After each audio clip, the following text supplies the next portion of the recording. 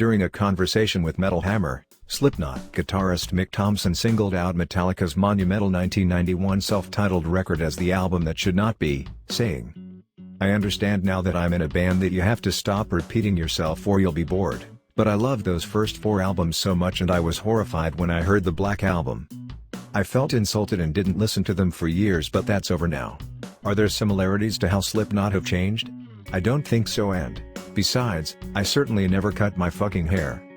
Asked to name the album he wishes he made, Thomson singled out the Rolling Stones' 1972 record Exile on Main Street, saying, "Show me a better record top to bottom. Every song is amazing and it's a double album, so that's a lot of amazing songs. It comes out firing and it's untouchable. One of the greatest records ever." Asked on which album he wants to be remembered by, Mick pointed at Slipknot's 1999 self-titled debut, saying, "It's impossible 'cause every album is different and they all make us the band we are, but this album launched us. We had years to make that album, and with all the time in the world and no pressure, we just played with total freedom. It's very honest and we felt that shit. We took the time to make it as nasty as we wanted and I think it stands the test of time." Frontman James Hetfield addressed the commonly argued matter of Metallica selling out over the years, focusing on the time when the band got flack for making their first video. The clip in question was one off 1988's And Justice for All. James told David Fricke, "Addressing the subject of perceived compromise is a great one. Because it has happened in little bits all along our career. You either embrace change and use it at your advantage and point it in the right direction, or you're afraid of it and you turn around and kind of maybe stay the same size and don't grow at all. And I was afraid. I was afraid of the video, for one. Whenever we turn on MTV, it would be Asia or some Toto or something. And that was not what we wanted. The perception was, okay, we're joining that. And we didn't want to join that. So when they asked us, we need a video, that helped a lot, first of all. And I think there was one moment when I was at the Stone on Broadway in San Francisco to see some band, I don't know, some metal band, and some kid came up to me and he spat on me. He says, 'You sold out. You made a video.' And right there I went, 'Yes we did. Fuck you.' And that's when I started to realize, you can stay small and in this thing. But, if you have something to say that's really important, you need to utilize these things. Whether it's the video, whether it's the internet, whatever's coming our way, a movie, that's what you gotta do, that's what you go for." Hetfield touched on the sellout issue during an interview with Andy Hall, saying, "It's easy to see now how we made the right choice. Things happen for a reason. When you look back and think, even with a song like Fade to Black, people were flipping us off. You sold out. You suck. And then the Black Album and Nothing Else Matters or Cutting Hair or whatever it may be, playing Lollapalooza in 1996, I remember that was like, oh my god. Shock, horror. I'm burning all my Metallica stuff.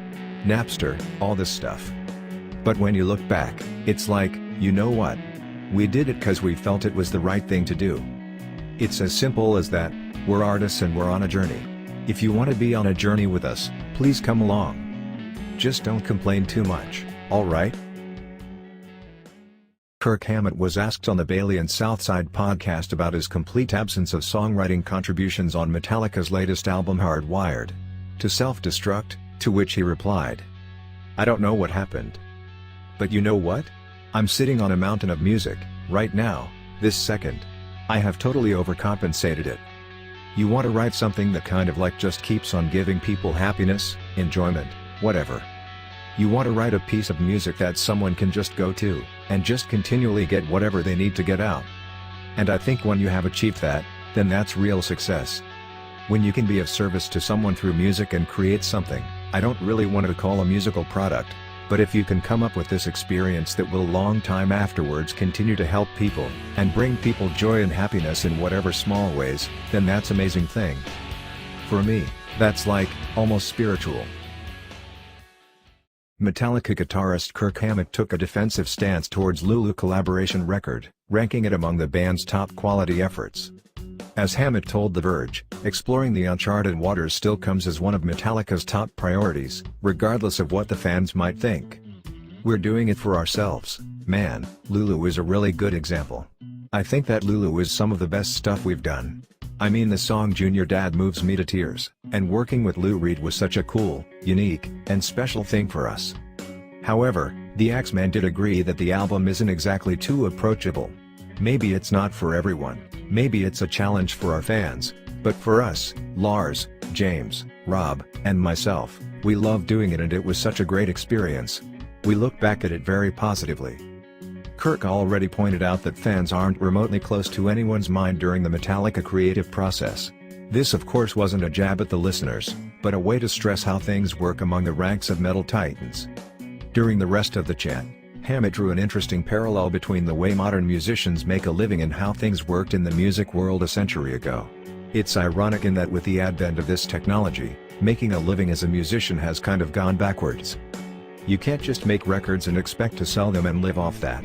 If you really want to make a living making music, you have to go out there and play, and perform, which is just how it was 100 years ago. I'm sure there's still a lot of great art being made out there, but it's not the same. People don't rally behind it, there isn't a community behind it. How are people supposed to let other people really bond? How are people supposed to bond behind bands like they used to? It's just not there. It's all separate now, all in the name of convenience. That's just the way it is. Yngwie Malmsteen was asked to do a blind critique of some of the bands and guitar players of the time. Yngwie gets played Metallica's song Master of Puppets. He has great things to say about the band except for the guitarist, Kirk Hammett. This is what he said. "That's Metallica, I love it. This is maybe the second or third time I've heard this song, and the first time I've heard the live version. My old drummer and keyboardist liked Metallica a lot, and they played this song around the time I was recording Odyssey, 1988. I liked it then and I like it now. Of all the bands that play this type of music, Metallica is the best. James Hetfield sings better than all the other vocalists, and Lars Ulrich is a great drummer. I feel some sort of connection with them. I think the band heard some of my early demos, which sounded something like this." Malmsteen demos first surfaced on college radio stations in Northern California, where Metallica is based. "I'm not saying I influenced them, but maybe I did. Overall, the band has a great sound. But I think the lead guitar player, Kirk Hammett, is not very good. He can play fast and is pretty good at it. But his choice of notes and sense of pitch are very bad. I don't think that he plays with musicality, or plays in tune. Rather than lifting the song, his solo seems to be the anticlimax." Would you agree or disagree with Yngwie Malmsteen? What's your opinion on Kirk Hammett's guitar playing? Tell us in the comments section down below. Back in 2014, neoclassical guitar virtuoso Yngwie Malmsteen gave an interesting yet controversial opinion on Ibanez guitars. In an interview he was asked, what it was about the Stratocaster that has kept him so devoted to it all these years.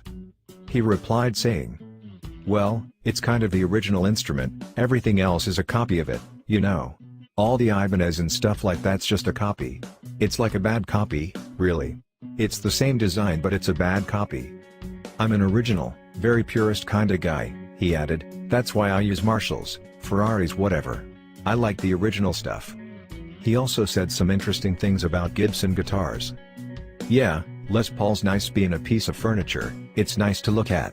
But it wouldn't survive 5 minutes with me on stage. What do you think about this? Are Ibanez guitars really bad copies of the original Fender Strat? And what do you think he is trying to say about Gibson? Comment your thoughts and opinions down below." Neoclassical guitar master Yngwie Malmsteen goes through his top 5 tips for guitarists. 1. Learn from the best. Just like you, I had heroes as a kid. I got the first Deep Purple album and started figuring out how to do the whole Ritchie Blackmore thing. To be honest, I got pretty damn close. And then I soon realized he already exists, so I really should do something that sounds like me.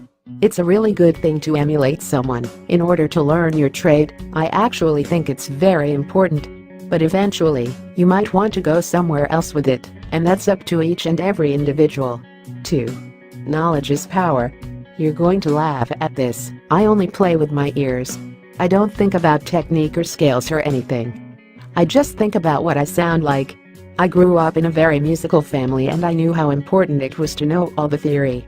You might think it's boring, but you have to learn the relationships between all the scales, keys and notes in order to know what you can and can't do.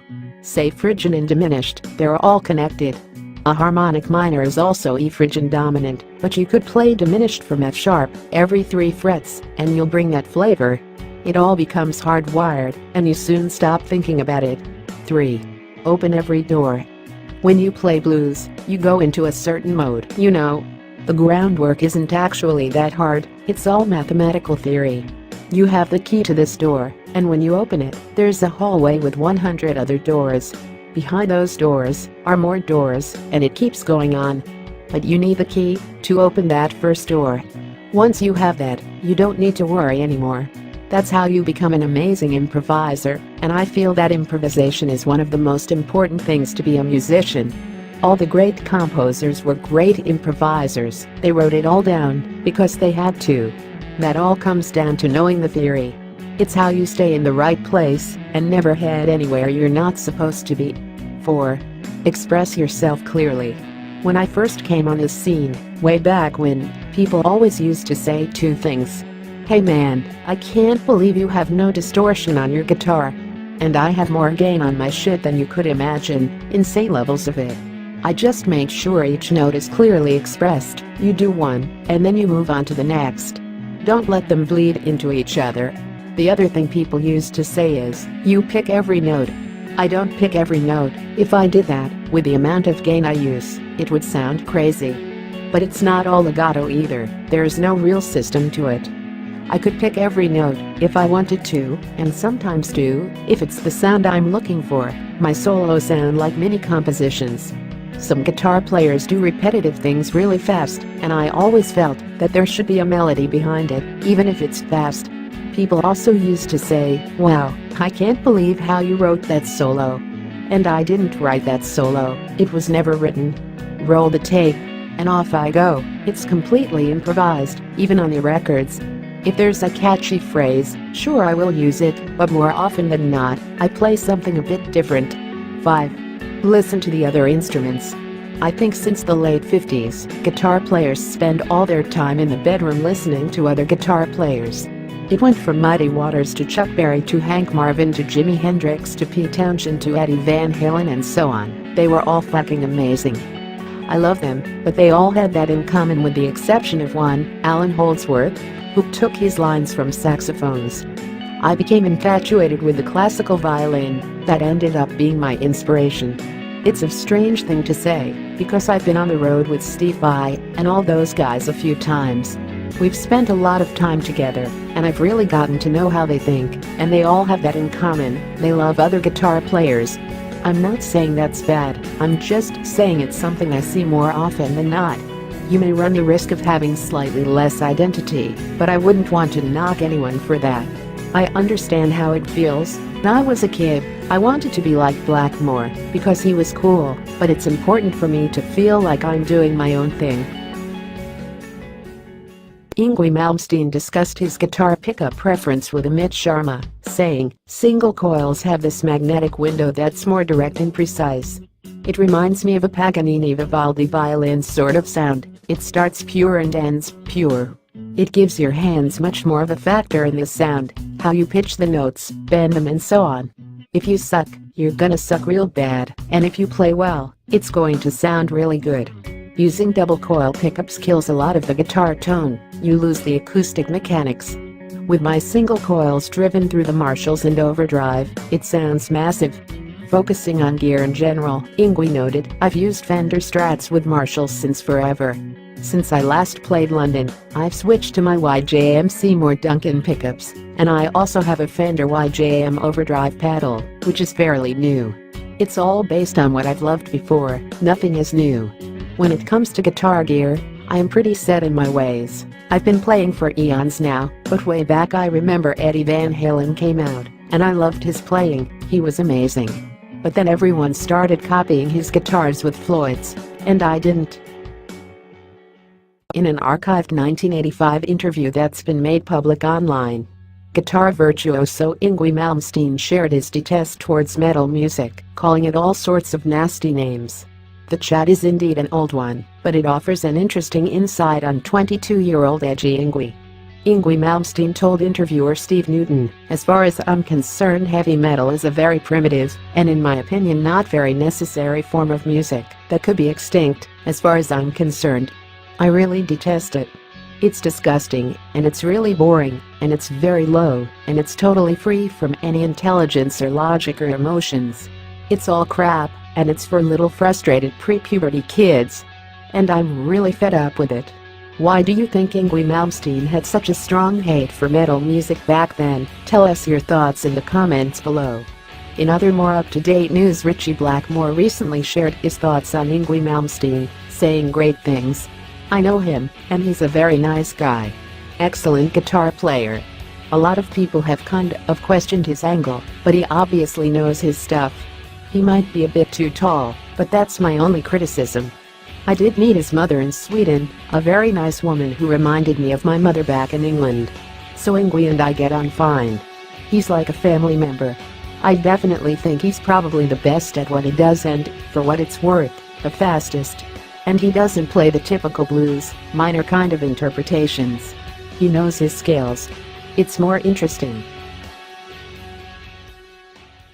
Discussing the importance of rhythm guitar, Slayer guitarist Kerry King shared his thoughts on shredders, saying that their music tends to easily bore him as repetitive.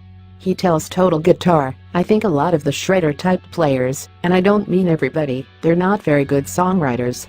Players like Fire Malmsteen spend their time perfecting what they do only as far as leads. Yngwie had a run where he did some good songs, but when it became just about how many notes he can fit in a millisecond. King added, don't get me wrong, he's an amazing player, but after 3 songs, I'm done. He'll just keep doing it faster on a different string. Rhythm guitar is where a song is constructed. If there's a song you like, it's because of that rhythm guitar. The lead stuff at the end of the day is just the icing. During the rest of the chat, King discussed hanging out with friends who aren't into metal, explaining how he still likes goofing around with guitar. When people come over and want to listen to music most people like, say Michael Jackson or something, I'll go pick up the guitar and learn the one Eddie Van Halen played on. I'll do stupid shit like that, he said. There's this song called Push It, which got used in commercials, and I think it's funny to put that on when friends are over, pick up a guitar and play along. Everyone in the house just dies laughing. For clarity, you can turn that into a metal song.